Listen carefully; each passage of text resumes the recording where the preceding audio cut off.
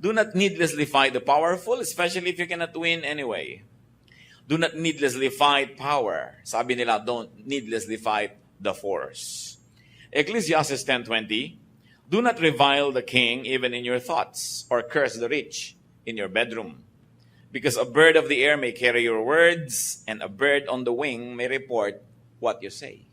Sabi, huwag mong pagsalitaan ng masama ang hari o mga mayayaman. Ibig sabihin, yung may mga kapangyarihan sa iyong buhay, sapagkat baka daw lumipad ang balita at makarating, kawawa ka. You will expend so much energy and you will face so much trouble if you fought the wind or the current. Wala kang panalo sa malakas na hangin. Kaya ang ginagawa pati ng mga barko pag may bagyo ay sumisilong sa mga pier. Ang mga eroplano hindi lumilipad dahil bakit ka mananalo sa isang kapangyarihang mas malakas kesa sa iyo? Marami pong mga tao nakakalungkot ang gulo-gulo ng buhay dahil sila ang may likha. Lagi silang bumabangga sa hindi nila dapat banggain. Siguro dahil sa yabang. Yung iba sinasabi, prinsipyo. Pero prinsipyo man dapat may timing yan. Hindi ka pwedeng sugod ng sugod. Hindi pwede na kahit padere binabangga mo. Dahil kahit mo yung mabangasan yung padere, sigurado ikaw ay makakaroon din ng pasa. Acts 27:14-15, before very long, a wind of hurricane force, called the Northeaster, swept down from the island. The ship was caught by the storm and could not head into the wind, so we gave way to it and were driven along. Yan ang sinasabi ng mga misyonero naglalakbay. Kahit misyonero ng Diyos, kahit Diyos ang nagpapadala sa kanila sa misyon, sila may naaanod at nadadali ng malakas na hangin. Kaya marunong din sila dapat sumilong at ipagpaliban, maging ang misyon kung may bagyo. Hindi mo pinagbababangga ang hindi mo dapat banggain. Jonah 1:12-13, nung napakalakas ng bagyo at halos ay lumubog ang barkong sinasakyan nila dahil siya ay lumalayo sa inuutos ng Diyos, sabi niya, pick me up and throw me into the sea.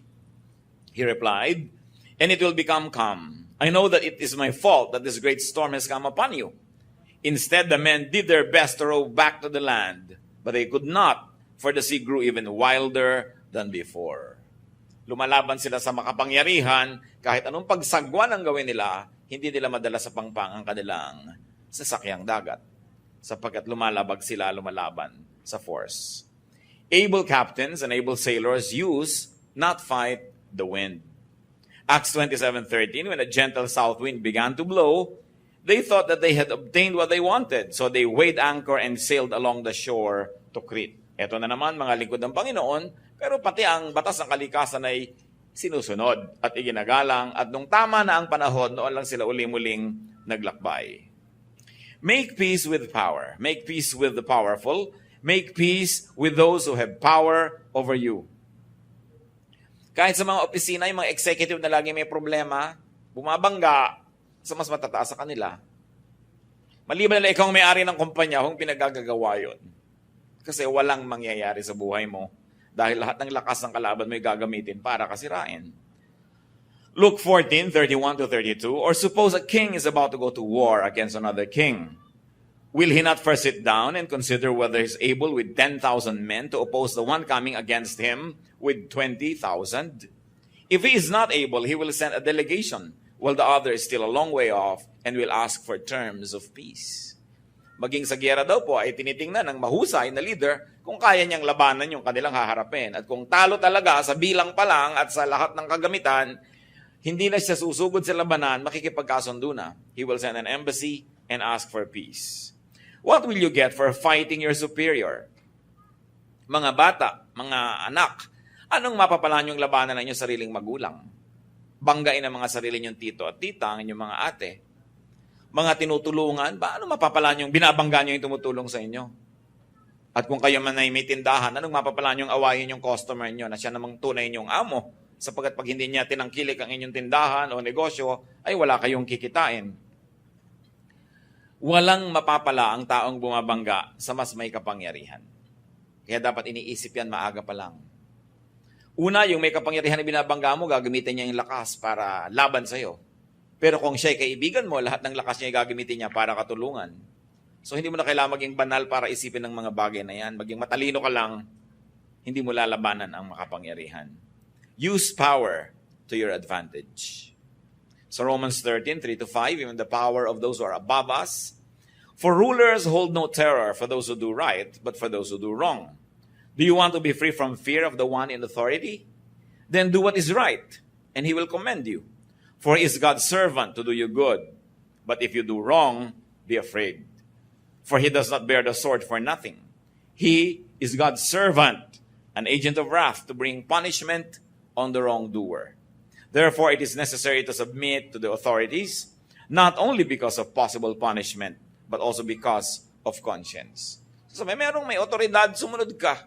May patakaran, sundin mo. Hindi papasok ka sa isang kumpanya, gusto mo labagin lahat ng mga patakaran. Papasok ka sa isang paaralan, ayaw mong sundin ang mga alituntunin doon. Bakit ka pa nagpunta? Sasayangin mo ang lakas mo na bumabangga sa hindi mo kayang itumba. And very importantly, you want a peaceful life, be at peace with God. The ultimate power. Lahat naman ng power ng tao ay pahiram lang ng Diyos. Ang Diyos ang tunay na makapangyarihan. So ano mangyayari sa'yo kung nagtatampo ka sa Diyos, nagagalit ka sa Diyos, nagdadabog ka sa Diyos, nagwo-walk out ka sa Diyos? Wala kang panalo doon. Masasaktan ka lang, mahihirapan, at pag hindi mo na kaya, susuko ka rin. It's useless. Romans 5:1, therefore, since we have been justified through faith, we have peace with God through our Lord Jesus Christ. So meron na tayong peace with God. Ang ginagawa lang ng tao, sinisira yun kaya kuminsan nawawala yung peace. Then magre-repent, magbabalik loob, bumabalik uli yung peace. Because peace in life is directly proportionate to our closeness to God. And of course, it is most useless to fight God. Walang nananalo sa hangin, sa Diyos pa kaya. Isa pa po na dapat nating tandaan para magkaroon ng tahimik na buhay, do not be number one. Do not be the first. Gusto mo lagi kang first sa competition, gusto lagi kang first sa lahat ng contest, first sa lahat ng bagay, siguradong hindi tatahimik ang iyong buhay. Sapagkat ubod ng hirap maging first. At kung sakali man na naging first ka, lalong mahirap manatiling first. At maging si Jose Rizal sa No Limitahang Hires sa pamamagitan ng bibig ni Filosofo Tasio, sabi niya, ang pinakamatatayog na puno ang tinatamaan ng kidlat. Mahirap talaga yung number one. Tama na yung number 2 ka, number 3, huwag ka naman ng kulelat. Pero yung number 1, napakahirap niyan sa buhay. Nakikita niyo yung mga magulang na pinagsisiksikan ng mga anak na lagi maging number 1, halos wala nang life yung children nila. Lagi na lamang puro pagsisika, pag-aaral, puro susulog ng kilay, puro pag-subsob sa pag-aaral, hindi na naging child yung child. Pero first. At dahil first ka, laging merong threat na maging second, lagi ka ngayong nakabantay, lagi ka ngayong hindi relax sa buhay. So is it worth it? After all, nobody will remember that you are first. Kahit ka nga maging Miss Philippines, Miss Universe, after 1 year, ang tawag na sa'yo, former beauty queen. Tapos na. Hindi ngayon, kung natural na natural, wala kang kahirap-hirap, nanalo ka, di bale. Pero yung sinagasaan mo na lahat ng tao, binangga mo na lahat ng bagay, hindi ka na nagkaroon ng kasiyahan, tapos para ka lang maging number 1, so what? Nobody likes number 1 people. Meron bang may gusto sa mga number 1? Kinakaingitan lang yan, kinakainisan. At pilit ginigiba ng mga tao, so it's really pointless. It is difficult to get there and it's more difficult to stay there. Being first attracts much envy. Mga kapatid, mga kaibigan, sikapin ninyo na di kayo kainggitan ng sinuman. Sapagkat napakahirap na kayo ang pinupuntahan ng inggit ng sinuman. Ang inggit ay napakalaking kapangyarihan at ito'y nakasisira sa kinainggitan man. Bagamat mas nakakasira sa naiinggit. So ang tao talagang naghahanap ng katahimikan sa buhay, hindi niya, sinisikap niyang huwag masyadong mapansin. Huwag masyadong maging controversial at huwag makainggitan sapagkat mahirap yung kinakainggitan. Envy is terrible energy. Envy is a terrible enemy. So do not be the object of envy. Do not be the object of jealousy. It means, don't try to be number 1. Well, as I said, if you could be number 1 effortlessly, then it happens naturally. Wala kang magagawa. Talagang likas ka number 1. Pero para patayin mo ang sarili mo, para kainggitan ka lang ng iba kung lumaon at sirain kang pilit, para ano? Sayang lang. Nakita nyo si Joseph, the dreamer, paborito ng tatay niya, nakakainis na ng mga kapatid. Ano nangyari? Itinapon sa balon, ibinenta bilang alipin. Nasa Genesis 37 yan. So, while you don't want to be the first, do not be the last. do not be the least. Wala ka rin katahimikan pagka ikaw yung kulelat. Kasi ikaw naman yung aapihin ng lahat. Ezekiel 22:29, the people of the land practice extortion and commit robbery. They oppress the poor and needy and mistreat the alien, denying them justice. So hindi naman dapat mangyari sa'yo yon. Dapat may katuturan naman na yung buhay, may accomplishment ka, bagamat di ka number one, pero meron ka namang papel sa buhay, kaya hindi ka naman kakawawain ng kapwa mo. Dahil mahirap ding magkaroon ng kapayapaan kung ikaw yung kulelat, kung ikaw yung api. You want peace in life? Set your own personal rules and standards in your life. Aside from God's law, which you all must observe, and aside from legal law, which every citizen of a country must observe, develop and stick to your personal standards. Hindi yung sabihin, ay, kailangan tayong maghanda, birthday mo, kasi kaugalian. Kung ayaw mo maghanda, huwag kang maghanda. Huwag mong pilitin ang sarili mo. Gumawa ka ng sariling batas ng buhay mo. Basta hindi mo nilalabag yung batas ng bayan at batas ng Diyos. Huwag mong sinusunod yung mga batas ng mga tao kung ito'y hindi hiyang sa'yo, hindi likas at hindi bagay. Kailangan magkaroon ka ng lakas ng loob na gumawa ng sarili mong pamantayan kung ano ang mabuti, kung anong marapat at kung paano ka mamumuhay. Hindi mo pinipilit na makipaghabulan sa iba, makipag-contest. Hindi mo pinipilit na makipagpataasan. Hayaan mo silang mapagod, pero meron kang sariling speed. Para rin yan ng kotse, naglalakbay kayo, may nauuna, ang bilis-bilis, hirap na hirap ka maghabol. Subukan yung huwag kayong maghabol, hihintayin din kayo nun.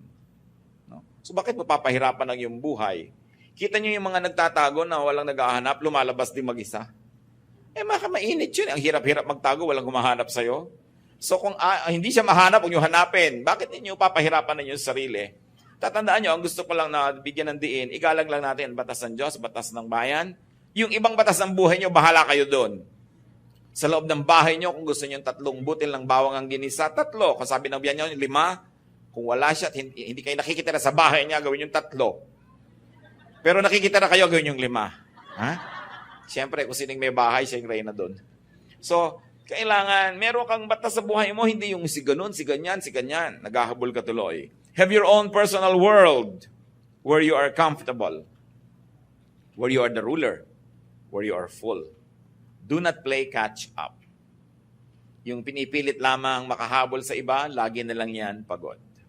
Sabi ni Solomon sa Ecclesiastes 4:4, and I saw that all labor and all achievements spring from man's envy of his neighbor.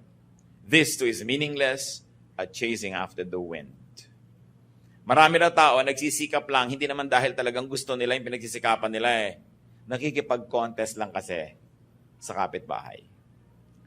So nagpapalakihan ang bahay na ipinapagawa, kaya walang tigil ng kahihingi doon sa OFW na kamag-anak.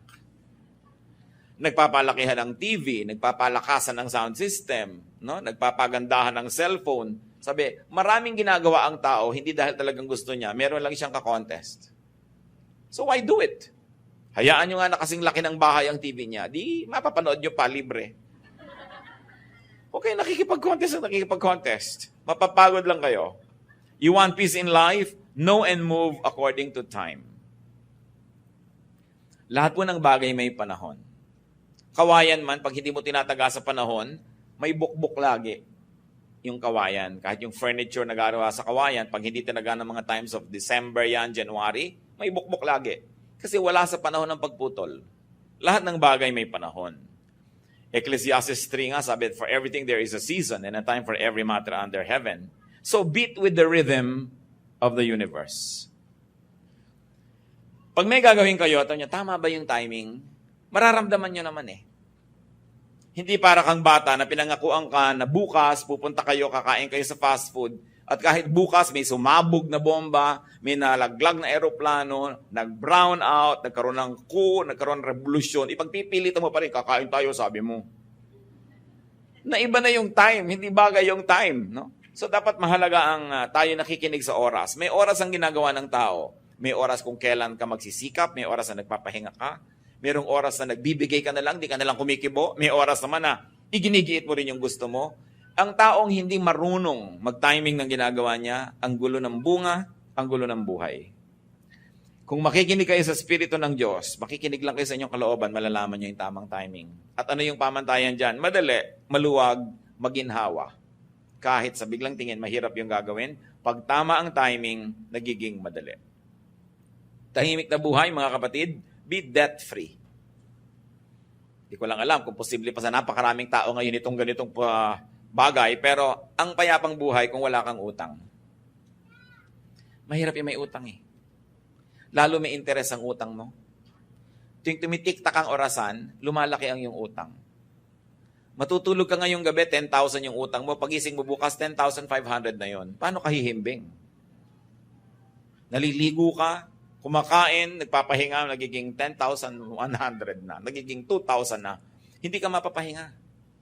Kaya mga kapatid, hindi ipinapangutang ang party. Hindi ipinapangutang yung mga debu-debu. Na kahit ang baba-baba ng kisame, may chandelier, nagkakauntog-untog katuloy. Mga klaseng dramang bukid dyan. Mga dramang third world. Yung pinipilit kay laki-laking hagdan, ang liit naman ng bahay. Ang liit-liit ng sala, mga upo, ang pangkaharian ng mga reyna ang mga upuan. This is not fitting.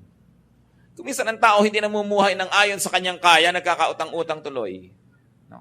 Pinipilit magpaaral sa sobrang mamahal ng mga paaralan, hindi naman kaya, anong magagawa mo? Kakadautang-utang ka. Although, yung pagpapaaral naman is good investment. Hindi katulad ng mga party-party lang o mga handa-handaan lang.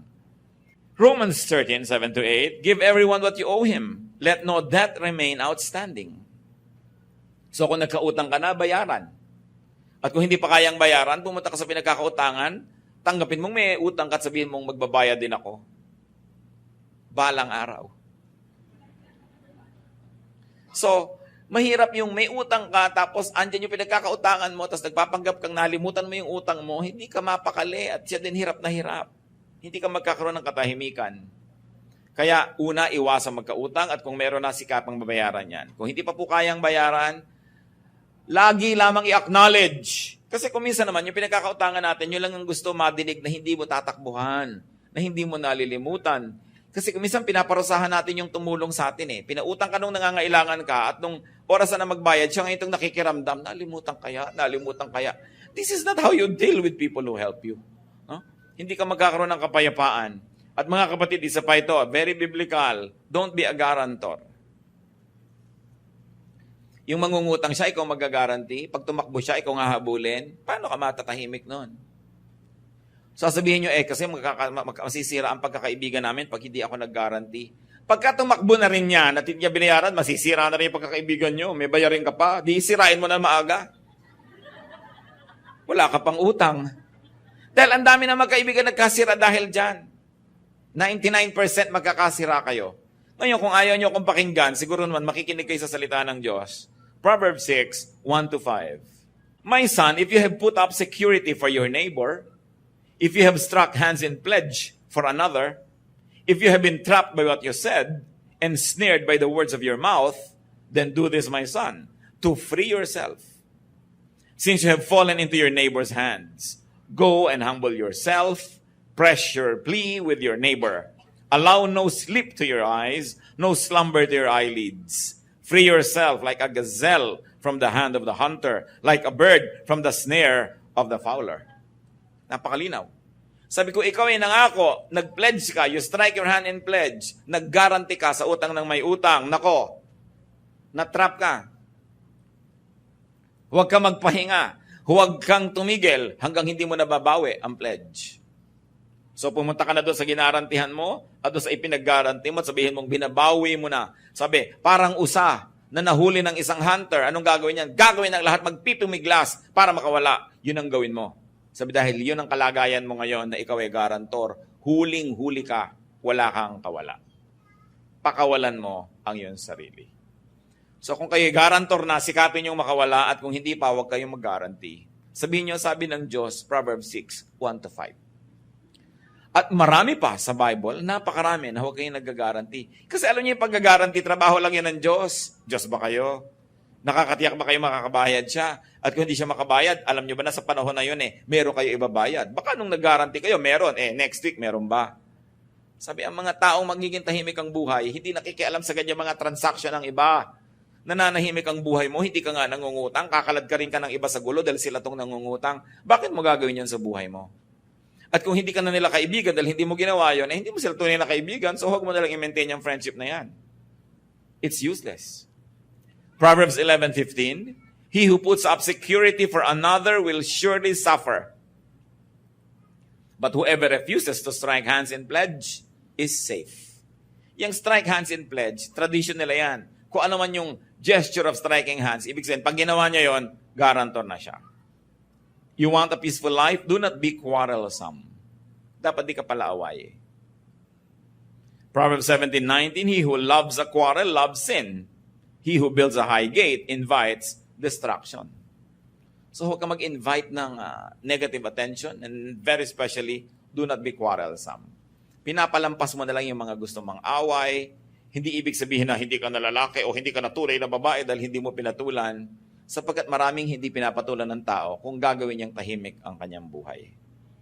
Pero kung magulo ka, lahat na lang nang nakatingin sa'yo. Ba't ka nakatingin? Gusto mong away? Mga ganyan. Talagang mapapaaway ka lagi. Dapat tahimik. At lagi kong pinapag-alalahanan ng mga kababaihan, lalo't kasama nyo inyong asawa, kasama nyo inyong anak na lalaki, kasama nyo inyong tatay o tiyo, be very modest, especially sa mga kalsada. Kasi pag may biglang kumalabit sa inyo, at may biglang dumakma sa inyo, ipapasubo nyo yung inyong menfolk na ipagtanggol ang inyong dangal at siya mapatay pat masaksak ng iba dahil kembot kayo ng kembot sa kalsada. So kayo ngayon ang naging dahilan kung bakit namatay ang inyong kamag-anak. Ngayon, kung sakasakaling kasama nyo, may kumikindat sa inyo, huwag mo sabihin, Daddy, may kumikindat sa akin. Huwag ka na lang tumingin at ayain mo na yung kasama mo sa iba. Isusubo mo pa yung asawa mo sa gulo, tapos iiyak-iyak kapag namatay. So don't invite trouble. Live a peaceful life. Yung iba makatawa lang, hinihinging mabaril sila ng kapwa. Ang lakas tumawa. Kakanta ng mga karaokeing sabsakan ng sinuntonado, napapaaway, saksakan. Hindi ba ang daming namamatay sa ganyan? Mga uri ng pamumuhay na nang-a-attract ng gulo. Alam nyo, liban na lang kayo on duty, may trabaho kayo. Kung nasa labas pa kayo ng bahay after 10 p.m., ang totoo no, naghahanap kayo ng gulo. Dahil wala na kayong mahahanap na kapayapaan pagkalampas ng oras na yon. Lahat na ng mga lasing, mga desperado, yung mga mandurukot na wala pang nadukot gabi na, kahit mata nyo, dudukutin na rin yan dahil wala nang maiuwi eh. Pakalat-kalat pa kayo gabi na. Liban na lang duty nyo talaga, trabaho nyo, wala kayong magawa. Pero yung nakakalat ka dyan kung saan-saan, naghahanap ka ng gulo. Lalong-lalo halimbawa, ang mga asawang palaaway. Sabi sa Proverbs 21:19, better to live in the desert than with a quarrelsome and ill-tempered wife. Mabuti pa daw tumira ka na lang sa disyerto kasi bungangera ang asawa mo. Bunganga ng bunganga. Ang tahimik, ba't di ka sumagot? Ba't di ka sumagot? Pag sumagot ka naman, aawayin ka lalo. No? Kaya kung isa, nabaril mo bigla, nakulong ka patuloy. Sabi, dapat tahimik ang buhay. Alam nyo, ang nakakapagtaka, mga kapatid, yung mga mag-asawa na mahigit ng 3-5 years na mag-asawa, tas away pa rin ang away, hindi na ba kayo matututo? Hindi na ba kayo matututong makisama sa inyong asawa, makitungo? Hindi nyo na ba alam kung kailan kayo dapat kumibo at hindi? Hindi nyo na ba alam kung kailan kayo dapat magbigay? Yung ano ba yung bagay na hindi niya isusuko, so ibigay nyo na lang? At yung bagay na hindi niya naman isusuko, ibigay niya sa inyo? Pagka more than 5 years na kayo mag-asawa at hindi pa kayo tumitili magbangayan, maghiwalay na kayo. Wala kayong pag-asa. Ngayon, kung ayaw nyo maghiwalay ng todo, gawan nyo ng paraan yan, ayusin yung buhay nyo. Dahil alam nga naman, hanggang tumanda kayo, awayan kayo ng awayan. Alam nyo ba yung hirap ng loob ng mga anak pag nag-aaway ang mga magulang? Lalo mga maliliit pang bata, akala nila maghihiwalay forever. Hindi naman nila kasi alam ang mga trabaho ng matatanda. No? Akala nila magigiba na yung pamilya nila. Sobrang insecurity. Kaya sinasabi ko yan, siguro first 2-3 years, nag-a-adjust pa kayo sa isa't isa, nag-aaway kayo. Pero kung hanggang 5, 7, 10 years, na pinag-aawayan nyo pa rin kung gaano dapat ka-asim ang sinigang, magsigang kayo ng dalawa.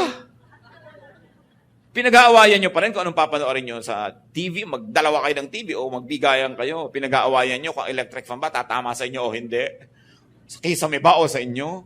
Gaano kalamig ba dapat ang aircon kung meron kayong ganun? Kung pinag-aawayan nyo pa yon, I'm sure that you are not making any effort at all to adjust.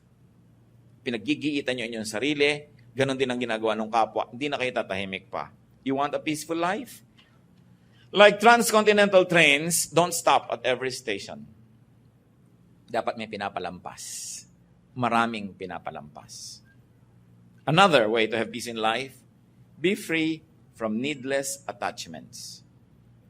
Sabi ng 1 Peter 2:16, live as free men. Huwag kayong magpaalipin sa maraming bagay. Yung hulugan, alipin ka niyan Dami mong babayaran. No? mga bisyo, naalipin ka niyan. Yung sali ka ng sali sa gulo ng iba, na-involve ka. Limit the things and limit the people that can affect you. Dapat konti lang. Pag may mga tao na laging magte-text sa inyo, yung tatawag, yung darating may dalang gulo, ilimit nyo ang pakikitungo sa kanila. Kasi gulo ang dadali nila sa buhay nyo. Do not get involved in many things and in many issues. Kung minsan may nagte-text, hindi ka nasasagot. Magte-text pa, hindi ka sumasagot. Text pa ng text, hindi ka sumasagot. Sabihin mo na, ang di ko pagsagot ay sagot. Ibig sabihin, ayoko makipag-text sa'yo. Gets mo? Hindi ka na nga sumasagot, hindi ka patitigilan, ano? So, diretso nyo na yung mga ganon. Kasi may mga tao talaga na nakakapagsisit na kilala mo. Meron. Yung mas tahimik sana ang buhay mo kundi sa pumasok sa iyong buhay. So, nung na-realize mo yun, dapat unti-unti mo na siyang i-face out, ipuwera. Kasi may mga tao, there are vexations to the spirit. Mag-isip kayo, sino mga vexations sa spirit nyo? Nananahimik kayo, may biglang darating. Siguro kapatid nyo yon, kung minsan nanay nyo yon. No, yung ang saya-saya ng buhay, enjoy na enjoy ka magkape. Tuwing darating siya, problema ang dala. Tuwing darating siya, reklamo ang dala. Tuwing darating siya, meron siyang mga sumbong, nagugulo lagi. Limit your engagement. Patirahin nyo siya sa Spratly Islands. Ipagpagawa nyo doon ng bahay. Para tahimik kayo. Alam niyo yung mga magkakamag-anak na sobrang magkakalapit ang mga bahay? Nako, impyerno yan. Kung emergency, nagkakatulungan, pero hindi naman laging emergency. Kadalasan, nag-away yung mag-asawa, nakalipat na sa'yo. Mamaya, yung isa ang lilipat sa'yo, pinipilit ikaw ang kumampi sa kanya. Ang gulo-gulo. Alam niyo, mga kamag-anak should be near enough, but far enough. No? At kung mga magkakapatid, halimbawa, naisipin niyo tumira kayo together in one compound, dapat may kanya-kanya kayong gate. Kung ayaw mo kausapin yung isa, dito sa kabila dumaan, di ka na oobliga. Kasi ang hirap-hirap na ayaw mo makita yung mukha niya, pero dada ka sa harap ng bahay niya. No? Naninigas ang leeg mo sa pagtingin sa halaman para hindi mo siya mapansin. Kung ganito ang kalagayan nyo at kakayanin nyo rin lang, set yourselves free. Why? Kahit may eternal life, in this world, you have only one life to live. Sayang ang buhay mo kung naubos sa konsumisyon. Kung naubos sa inis. Kung naubos sa pagtitimpi, hindi ganon ang disenyo ng Diyos para sa ating buhay. So, do not indulge in gossip. Kung merong pinakamabilis na daan para malagay sa gulo, sumali ka sa mga chismisan. Pag nagbarilan, isang bala para sa'yo. Pagka nagkademandahan, nakasangkot ka. Pag nagsitahan, ikaw ang pinupuntahan din. Kaya yung mga mahilig sa chismis, ang totoo nun, naguhukay sila ng kakahulugan din nila later. Proverbs 20:19, a gossip betrays a confidence. So avoid a man who talks too much. You want peace? Fly high. Ano yung ginagawa ng mga eroplano pag may bagyo? I-announce ng captain, we are experiencing turbulence. We're going to fly, let's say, 5,000 feet higher. We will fly above the storm. Yung storm kasi dito lang malapit sa earth magulo. Pagkalampas nun, tahimik ka na sa ibabaw nun eh. Kaya kung kayo ay sanay na maglakbay, nakikita nyo, tahimik na tahimik ang eroplano. Pero pag magla-landing na, nakakahilo, natatagtag ang eroplano. Kasi bumababa na eh, mababa na kasi. So dapat mataas. Alam niyo naman siguro ang kahulugan ng talinghaga na yon. Tulad ng Panginoong Jesus, Mark 14:60-61. Then the high priest stood up before them and asked Jesus, "Are you not going to answer? What is this testimony that these men are bringing against you?" But Jesus remained silent and gave no answer. Useless na makipagtalo siya sa mga ito, hindi rin maiintindihan, walang nararating, so he did a class act. Hindi siya sumagot. Hindi lahat ng tanong sinasagot. Hindi lahat ng mga hinihingan ng reaksyon ay binibigyan ng reaksyon. You choose your battles. Napaka-practical po ng Biblia at napakaganda ng mga katuruan kung didibdibin at uunawain. So you want a peaceful life? Do not fight the powerful. Do not be number one. Do not be the last. Set your personal standards. Know and move according to time. Be debt-free. Do not be quarrelsome. And be free from needless attachment. Obey that and you will be happy. And your people around you who love you, who you love, will also be happier. God bless everyone.